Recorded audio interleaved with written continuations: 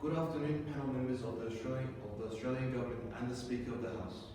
As a concerned Australian taxpayer, I would like to express my own opinion on how the basis of the financial budget allocation towards the Australian defence capabilities are a complete waste of time, resources, and especially money, particularly in regard to the acquisition of nuclear submarines. That's right, nuclear submarines. As a peaceful and generous, democratic, first world continent, why do we even need to consider resorting to this aggressiveness and savagery of war? It is downright overkill.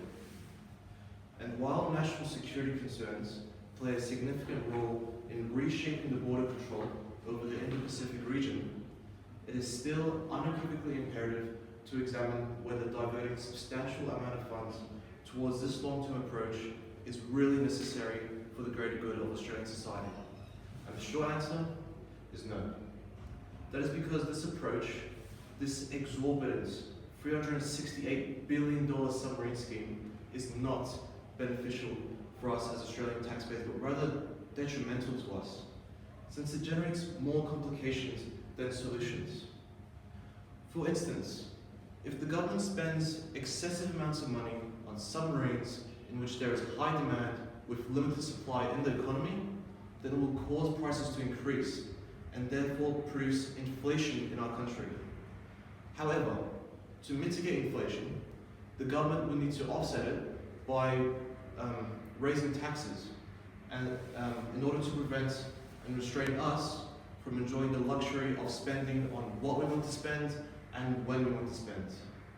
It's as if we are imprisoned in an insufferable cage of a money-hungry world that knows no bounds and consideration.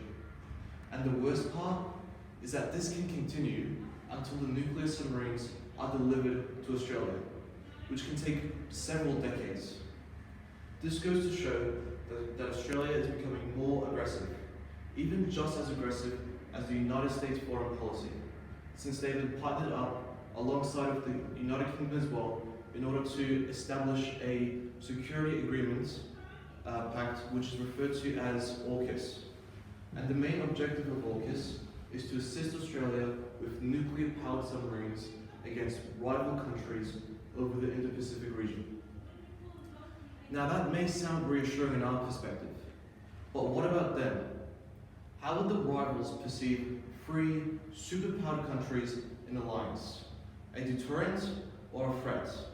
I think the latter, especially towards China, since they are renowned for having the largest naval fleet in the world and are most involved in the battle for the Pacific, as they are protecting their sea lane, which governs a third of the global shipping. And therefore, it is not wise to start picking fights, as it will do more harm than good. However,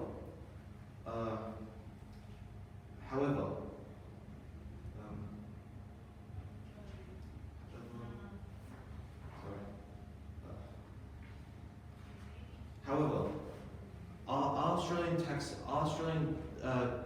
taxpayers' money does not have to go to waste. Instead of financially supporting the biggest single investment in Australia's defence capability in our history, the $368 billion fund could be better spent elsewhere, such as medical services like public hospitals and schools, and even work opportunities like JobSeeker, while also distributing a fair amount to Australia's military defence. Now to reiterate, Australia is a docile nation with good relations with the international community and should not deviate to a destructive approach which will ultimately end in a disastrous event between us and China. Nuclear submarines are an act of war, not an act of peace. Furthermore, as the government increases inflation due to enormous spendings, they will have to counteract by increasing taxes, and therefore hinders us from spending of our own free will. And that concludes our presentation. Thank you all for listening.